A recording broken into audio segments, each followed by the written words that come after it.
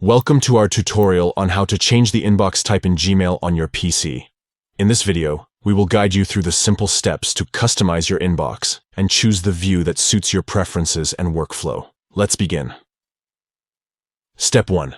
Open Gmail by launching your web browser and accessing the Gmail website. Step 2. Look for the settings icon located at the top right corner of the Gmail interface. Click on it to open the settings menu. Step 3. Scroll down within the settings menu until you find the Inbox Type section. Step 4. Here, you can select the inbox type that you prefer. Gmail offers different options such as default, important first, unread first, starred first, and priority inbox.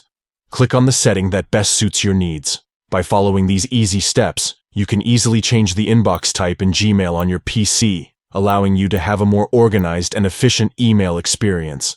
Thank you for watching our tutorial. If you found this information helpful, don't forget to give this video a thumbs up and subscribe to our channel for more useful tutorials. Enjoy customizing your inbox in Gmail on your PC.